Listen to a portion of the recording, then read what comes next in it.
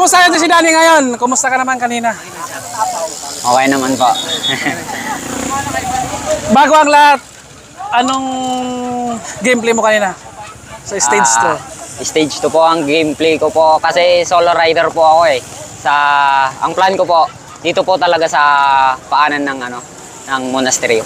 So di ka ba kinakabahan kanina nung Hindi po, may mga nakawala? relax lang po. Kasi pag magpapanik ka, pagkakabahan ka, syempre masyado kang parang mawawala yung gameplay mo eh. Kasi solo rider lang po ako eh. Talagang hinayaan mo lang? Hinayaan ko lang po magbakbakan yung mga may kakasama. So inantay mo talaga yung tamang oras? So kanina sa ahon, nung nabutan mo na si Nino Lim, anong talagang nasa isip mo nun? Kahit may nakakapit sa'yo? Ang nasa isip ko na lang po, syempre ahon naman po to kako. Ang nasa isip ko, ahon naman po to kahit tumutok pa or syempre power to power po talaga, based po sa science or sa mga turo po ng mga boss. Ganun, kasi pagpatag, okay lang tumutok. Pero pag ahon, syempre power to power po. Nung nakawala ka kanina ni Sumiso. Tigas po ni kaya Sumiso. Ito si Dasdel. Anong pakiramdam mo nung nakawala ka ni Sumiso? Dahil nakailang banat ka, hindi ka makakawala eh. Nung umagwat po ako, kaya ko na po ito hanggang sa hanggang nakita ko po si kaya Sumiso, parang medyo na umagwat po eh. Umagwat sa likod? Apa. Ito lang tinuloy mo. Anong mintin mo kaya kanina sa ahon? Mga po yun eh. Ewan ko po, mga 13 lang po siguro. 13, so grabe Dito sa stage sa ahon talaga. Ano ba talagang laro mo? Climber o sprinter? Actually po, parang inaano ko po na parang all around. Parang sinusubukan ko pong maging all around. Pero ano ka talaga? Parang climber. Climber talaga. Hindi ko po masasabi na climber po ako, pero may pang-ahon. May pang-ahon. Inisip mo ba dito na ikaw ang manalo dito?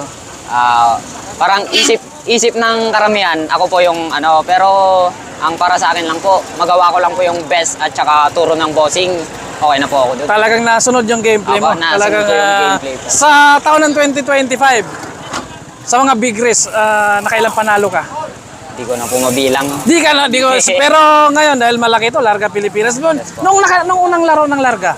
Nung unang laro po ng Larga, medyo minalas po eh. Dahil nung nag-champion po si Kuya Junjun po. Ata yung stage 2. Kasama kayo po ako dun. Kasama kayo nun sa breakaway? Wala po akong support. Kasama ka nun sana sa breakaway? Breakaway po ako dun. Okay, kaya nakawala si John. Ngayon na nakabawi ka, siyempre, masaya ka, Sobrang saya po. So, bati ka muna dahil ito na yung pagkakataon mo ngayon.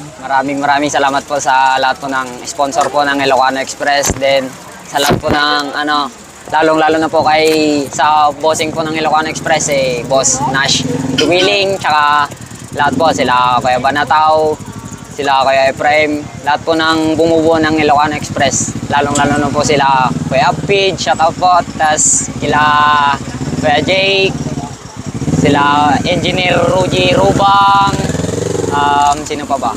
Lahat po ng mga ka-teammates ko, sila Kuya Alan J. Tupasi, tsaka sila John Carlos Barbado, especially sila kay Anik na kasama ko. Tapos sila Bert, Jolo, tsaka lahat po ng Ilocano Express, di ko na po maisa-isa. So ano ang mensahe mo sa lahat ng mga nagsipag mag-ensayo na nangangarap din maging katulad mo na sipag lang po, tsaga-tsaga, kung anong meron, pagtsagaan. Ayun. So anong next na laban mo? Baka may gusto mag-aabang sa'yo eh. Next po na wala po sa ngayon, sir eh. National. So kita ka sa'yo national. Thank you po. Thank you po. Thank you.